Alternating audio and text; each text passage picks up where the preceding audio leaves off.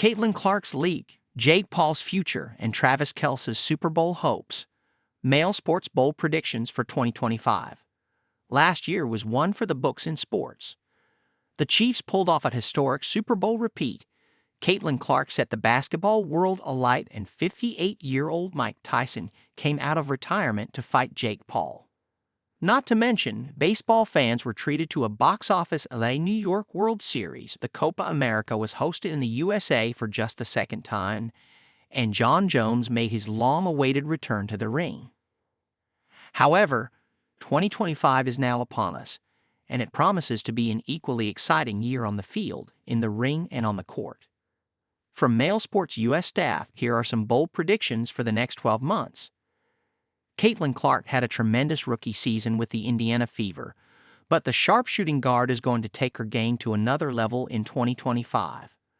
After a hectic transition from college to the pros, with just 8 days between the NCAA Women's Championship game with Iowa and the WNBA draft, Clark finally got a chance to rest during the league's month-long Olympics break. And once the W resumed in August, her numbers rose across the board, as she averaged 23.1 points and 8.9 assists per game on 37% shooting from three, and took the Fever into the playoffs. It didn't take long for Clark, who set the single-season assist record, to figure out the WNBA, and the 22-year-old getting a full offseason is bad news for her opponents. While some of her WNBA peers are playing in the inaugural unrivaled 3-on-3 league beginning in January, Clark is smartly taking a moment to breathe before the W resumes in May. With a year of WNBA experience under her belt and a long offseason to recharge, watch out. Clark will return for her second year stronger, smarter, and ready to dominate even more.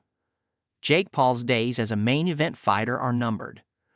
The former YouTuber and Disney star's easy November win over a 58-year-old Mike Tyson scored big for Netflix and Paul's most valuable promotions.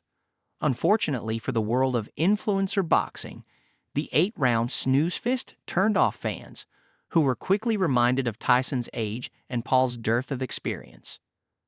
MVP and Matchroom did deliver a sensational co-main event with Katie Taylor winning her rematch with Amanda Serrano, but it marks the second or third time Paul's bout was overshadowed by the undercard.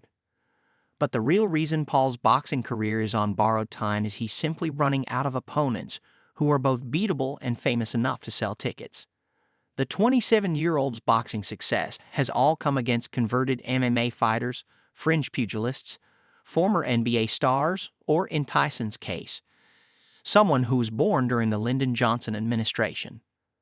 Paul has teased the idea of fight Saul Canelo Alvarez at cruiserweight, but you won't find a single boxing insider who believes he have a chance against the multi-division champion.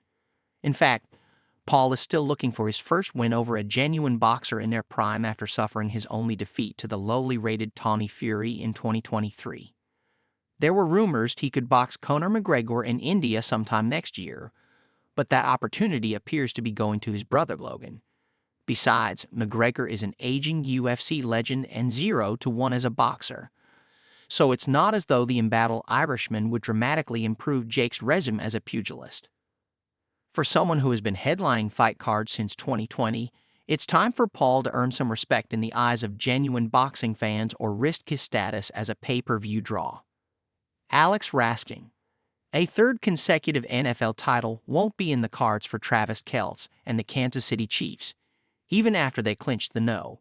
1 seed in the AFC and home field advantage in the playoffs.